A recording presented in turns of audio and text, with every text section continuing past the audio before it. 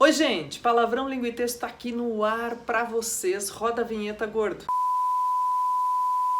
Antes de tudo e mais nada, obrigadíssima pela companhia, pessoal. É um privilégio poder compartilhar, entrar nas casas de todo mundo, de casa para casa, né? E fazer com carinho, dedicação e pesquisa que o objeto de trabalho demanda.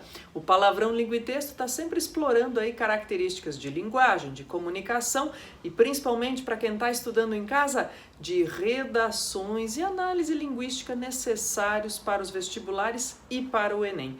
E quer ver? Agora eu vou fazer também uma espécie, pessoal, de SAC, aí, sabe aquele serviço de atendimento ao consumidor? Mas aqui vai ser SAP, Serviço de Atendimento ao Palavrão, né? Porque as perguntas têm vindo e têm sido recorrentes em relação a algumas dúvidas que são mais ou menos frequentes, mas que aparecem em grande medida todos os anos quando se fala em escrever texto para ser lido e para ser avaliado em vestibular ou no Enem, viu? E eu vou fazer assim, vou fazer uma sequência agora de vários SAPs, de vários serviços de atendimento ao palavrão. Começando hoje, estou aqui com a minha colinha com 5 perguntas para responder nesse SAP. A gente segue fazendo os vídeos de proposta de texto, mas eu vou fazendo os SAPs também para a gente saber o que é que pode tirar de dúvida e como é que pode trabalhar. E já digo para vocês, esse SAP 1 é bem geral, mas o SAP 2, já vou apontar hoje, é só sobre Enem. Então fica ligado, fica esperto que o serviço de atendimento palavrão continua para você aqui, porque a gente quer de fato que você tire suas dúvidas, saiba ir para outras abordagens e escreva, fale, se comunique da melhor forma possível, viu? Então olha só, primeira pergunta aqui que vem, né? Prof, o que desconta mais? Ortografia ou conteúdo? Queridos, vamos pensar o seguinte, ó. Em termos de vestibulares em geral, a ortografia é um elemento que está dentro da contingência da norma padrão. Então, claro, apesar de a ortografia ser aquilo que mais pula aos olhos, né, mais salta aos olhos quando a gente olha para um texto, o conteúdo é uma coisa muito mais complexa, né, do que escrever com S ou 2 S's uma palavra. Obviamente que por ser mais superficial, não no sentido raso, mas porque está na superfície, está mais visível no texto, a ortografia chama mais atenção. Claro, diz, ai prof, você vai dizer aquela velha história de ter equilíbrio entre conteúdo e forma. Claro, né, gente, não tem receita difícil aí, é ter equilíbrio, mas, digo a vocês, na análise que a gente pode fazer em termos de texto, olha só, quando se trata, por exemplo, de textos curtos para vestibulares como o FPR, o Unicamp e outros vestibulares assim, e olha pessoal, até inclusive no próprio Enem, um texto que tenha um conteúdo mais pesado, mas que tenha alguns erros a mais em termos de norma padrão, pode sim tirar mais nota do que um texto que não tem problemas em norma padrão, mas que é raso, que não tem conteúdo, autoria, autonomia e outras abordagens mais complexas, viu? Então é bom você fazer essa análise inversa aí, em vez de perguntar o que desconta mais, pensa você. O que você prefere? Ler um texto que informe você mais sobre alguma coisa, apesar de você ter de tropeçar em alguns deslizes? Ou um texto que só tenha linguagem, roupa bonita e não tenha conteúdo, né? Então é mais ou menos assim essa coisa do ao gosto do leitor para a gente ter essa noção, viu? Então fica esperto.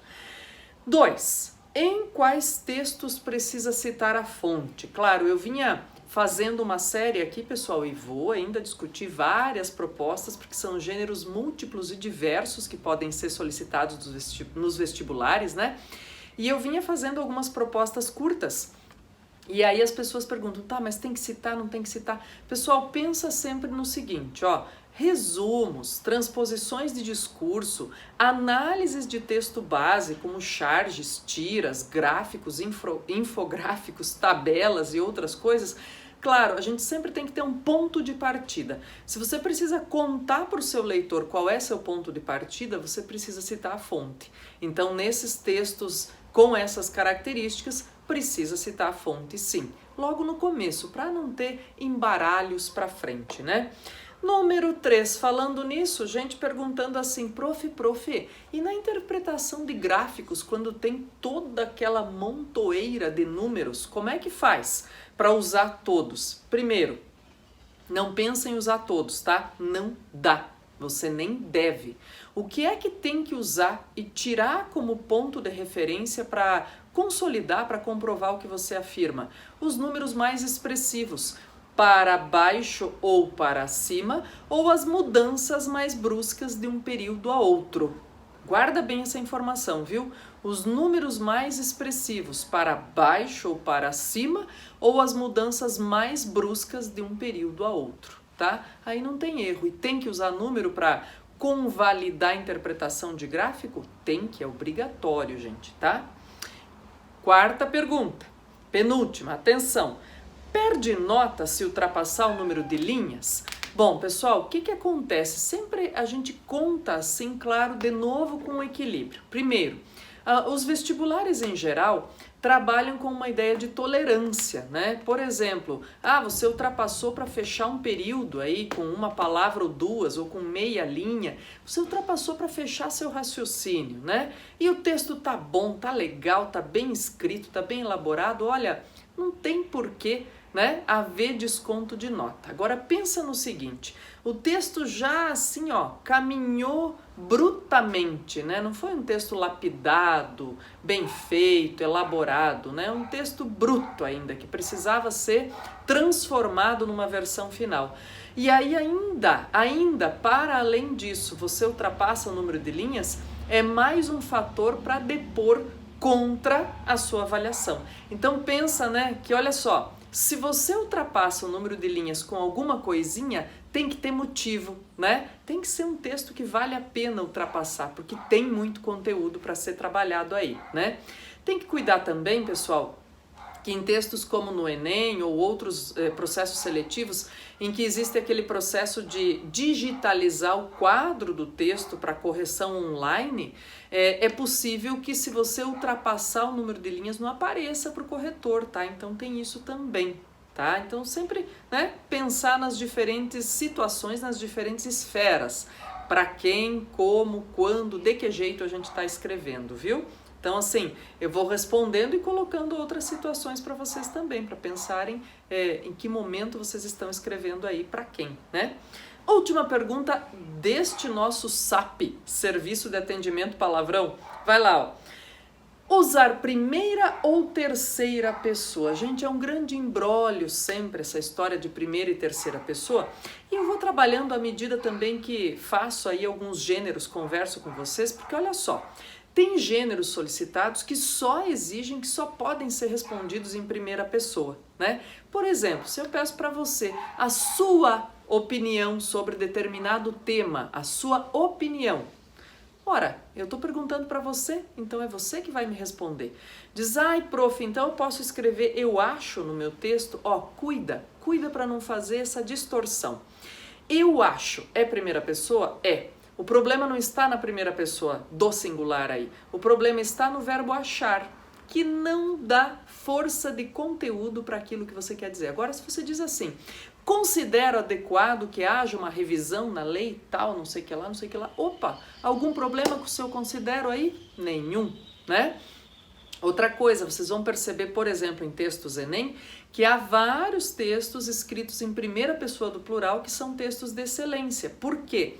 Porque o candidato, o estudante, se coloca dentro do conjunto de pessoas que passa por aquela discussão ou por aquela problematização, principalmente quando se trata de recorte de temas no Brasil, né? Então ele está naquele problema, ele está naquela situação, ele se coloca, o nós consideramos, fazemos, percebemos, tomamos, né? Então o importante, gente, é que o verbo usado tenha conteúdo.